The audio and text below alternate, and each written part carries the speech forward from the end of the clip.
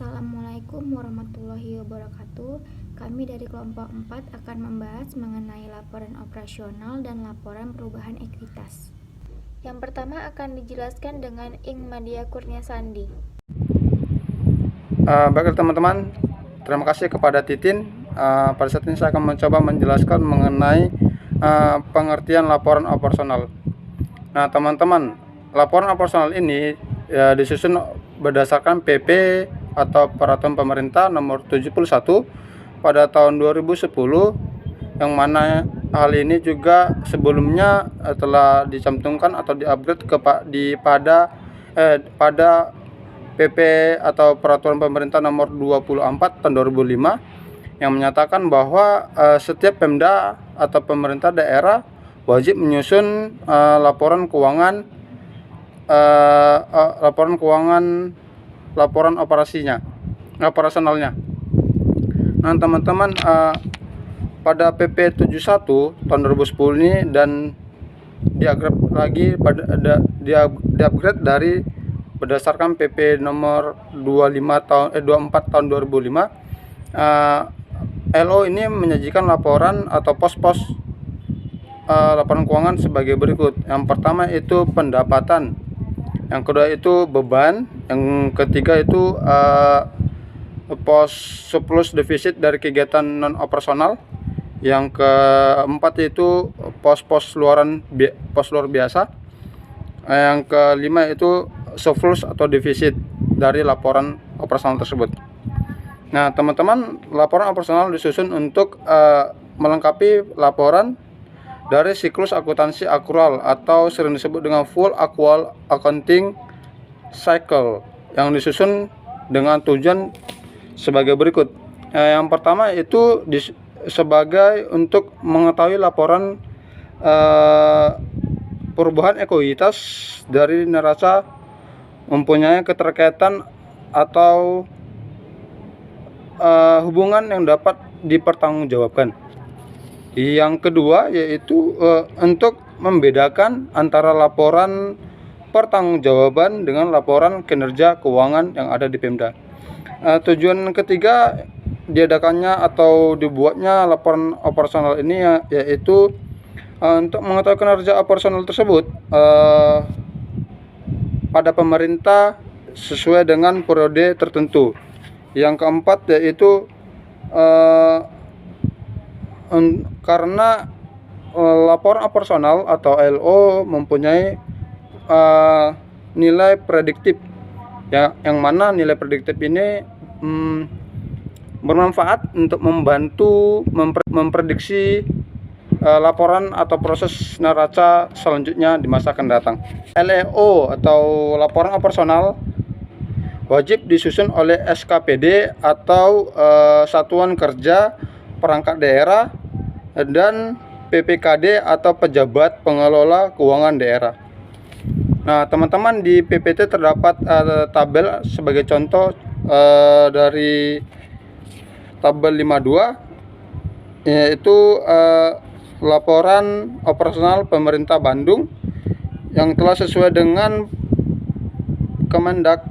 Kemendagri tahun nomor 64 tahun 2013 di Kota Bandung. Nah teman-teman, di laporan tersebut terdapat tahun dasar dan tahun pembandingnya, dan di tabel pojok sebelah kanan terdapat keterangan yaitu persentasinya atau mengalami kenaikan atau penurunan. Nah pada pos pendapatan, yaitu pada tahun 2013 jumlah pendapatan itu sekitar 3 miliar 11.440.629, sedangkan tahun bandingnya atau tahun 2012 ini sebesar 2.720.130.211 rupiah.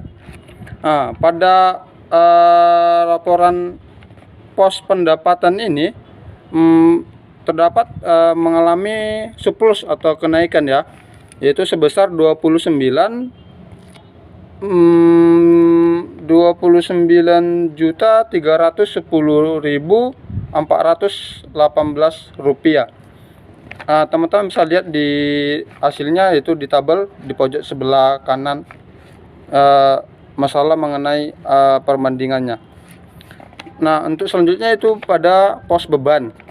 Nah, teman-teman, pada pos beban untuk jumlah beban operasional sementaranya itu terdapat pada tahun 2013 atau tahun dasarnya, yaitu 2.466.040.802 rupiah, sedangkan pembandingnya itu tahun 2012 sebesar 1.400.040.802 rupiah.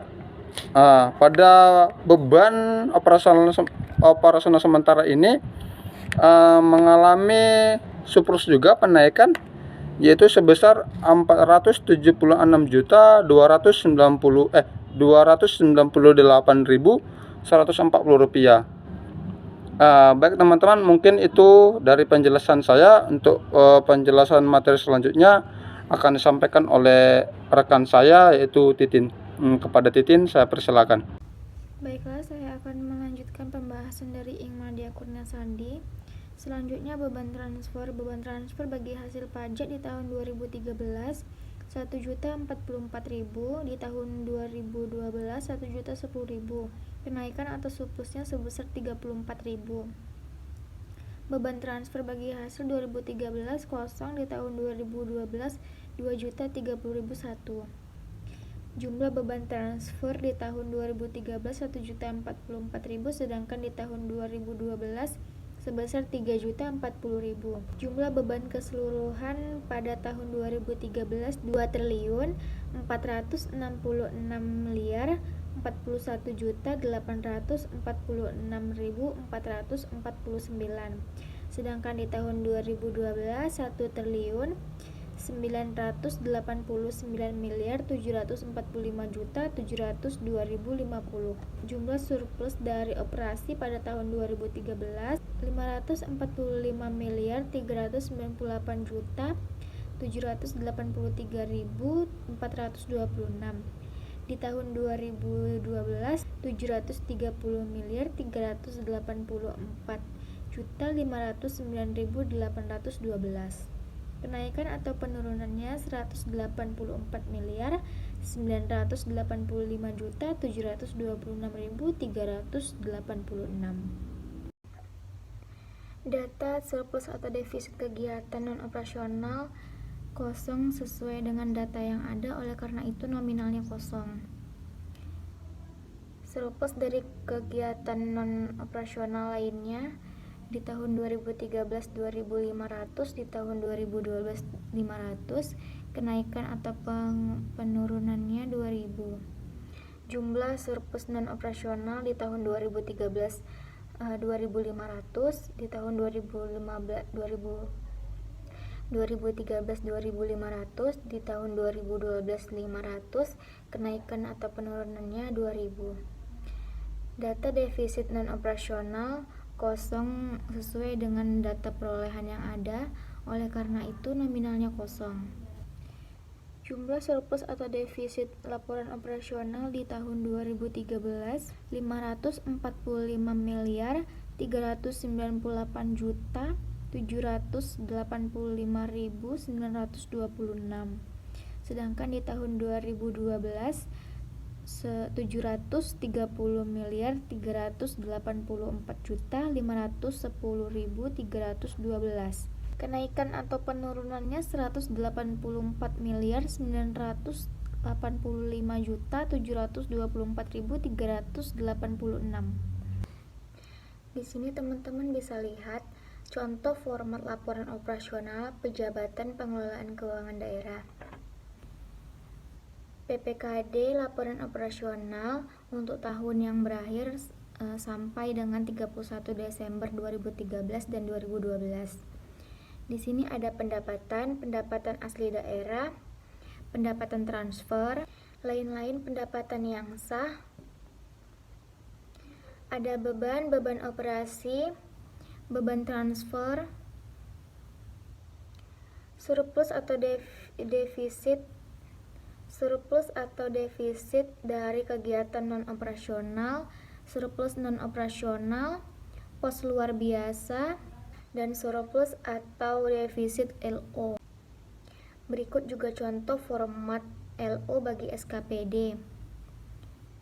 SKPD laporan operasional untuk tahun yang berakhir sampai dengan 31 Desember 2013 dan 2012. Di sini ada pendapatan asli daerah, beban operasi, dan surplus atau defisit LO. Selanjutnya laporan perubahan ekuitas atau LPE. Yang pertama itu ekuitas awal, surplus atau defisit LO pada periode bersangkutan, koreksi yang langsung menambah atau mengurangi ekuitas, dan yang terakhir ekuitas akhir. Baik, selanjutnya saya akan mempresentasikan PowerPoint yang mengenai LPE dan melanjutkan penjelasan dari saudari Titin, di mana di sini ada membahas tentang LPE atau singkatan dari laporan perubahan ekuitas, yang dimana merupakan komponen atau laporan keuangan yang dimana itu dimanakan oleh PP 71 tahun 2010 dan Permendagri nomor 64 tahun 2003 yang wajib disusun pada tingkat SKPD. Nah, dan ini wajib disusun dan disajikan baik oleh entitas ekuitas maupun entitas pelaporan dalam penyusunan LPE. Dan fungsinya yaitu ekuitas harus menyusun laporan operasional atau LO terlebih dahulu, dan hal ini dikarenakan dalam LPE laporan perubahan ekuitas terdapat akun atau surplus yang dapat diperoleh jika LO sudah selesai. Dan berikut ini contoh-contohnya ya, ada dia di contohnya di pemerintahan daerah, dan sesuai dengan pokoknya bisa teman-teman lihat di PowerPoint contoh-contoh jurnalnya.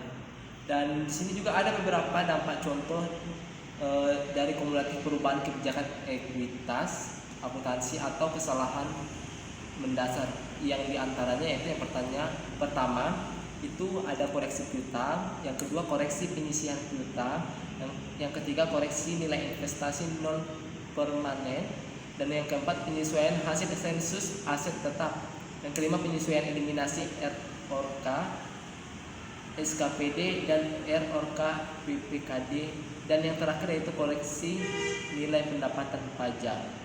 Dan yang di bawah ini juga ada beberapa contoh ya, bisa teman-teman lihat. Nah, sekian dari presentasi kami. Apabila teman-teman mau bertanya, boleh bertanya langsung kepada kita. Terima kasih atas partisipasinya. Assalamualaikum.